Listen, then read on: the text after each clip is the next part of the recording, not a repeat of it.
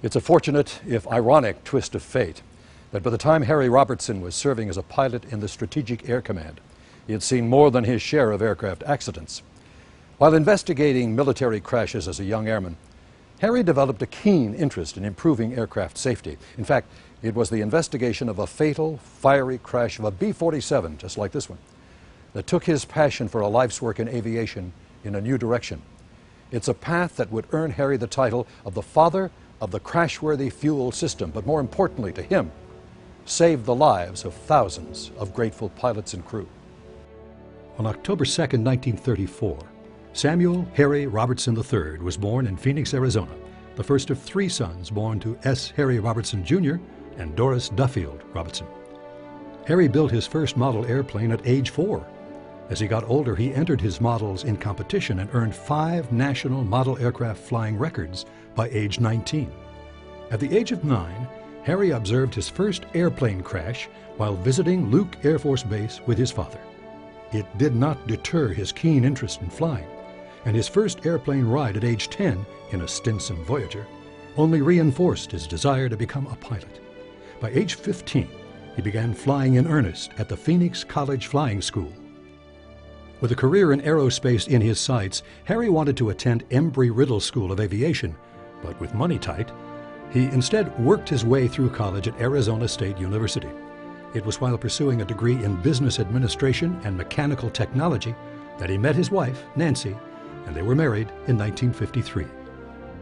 In the summer of 1956, 2 commercial airliners crashed midair over the Grand Canyon, and Harry and his brother Jerry offered to help with the cleanup. Seeing body bags taken from the helicopters and loaded into trucks was a sobering and thought-provoking experience. Following graduation in 1956, Harry entered the Air Force and began military pilot training at Marana Air Base near Tucson. As a military pilot, Harry participated in the investigation of 6 military aircraft accidents. Fatal post-crash fires were particularly vexing to Harry.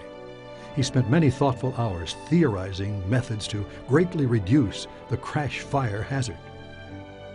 Harry left the Air Force in 1960, though he continued to fly with the Arizona Army and Air National Guards through 1973. It was also in 1960 that he formed Robertson Research Engineers to solicit funding to conduct his crash-worthy fuel system research. None was found. Then, in February 1961, Harry learned that the Flight Safety Foundation's Aviation Safety and Engineering Research Incorporated, with U.S. Army money, would fund his effort. Harry knew if research could define the way aircraft came apart in a crash, a practical fuel system could be designed to survive the impact. Over the next 7 years, Harry and his colleagues crash-tested over 40 full-sized aircraft and hundreds of newly designed crash-worthy devices, amassing critical data and knowledge. In 1968, as the war in Vietnam raged on, the painstaking research and development began to show results. By April 1970, he saw the first new crash-worthy fuel system installed in the UH-1 Huey helicopter. Once the Army decided to convert all of their helicopters to the new fuel systems, it did not take long for the Air Force, Navy, and Marines to follow suit.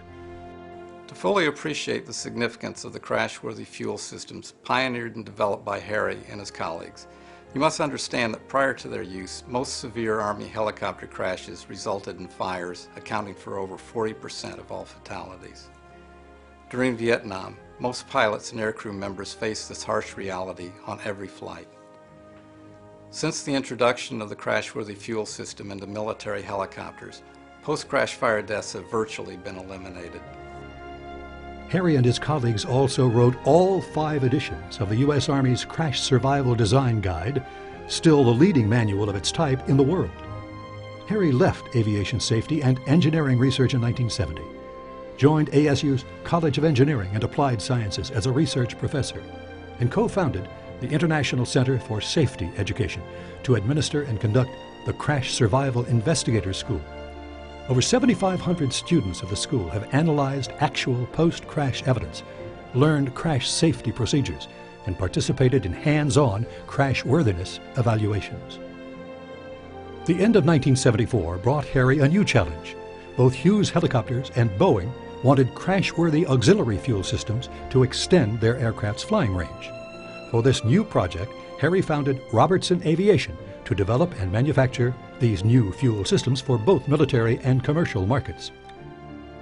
Crash-worthy Robertson fuel systems, nicknamed by military users as Robbie tanks, have gone beyond saving lives in civilian and military aircraft types around the world. Today, Robertson technology is also being integrated into military ground vehicles and race cars. To use Harry's words, there's no reason for someone to survive a crash and then die in a fire. In recognition of this pilot and pioneering engineer's tireless devotion to aviation safety, we proudly enshrine S. Harry Robertson III into the National Aviation Hall of Fame.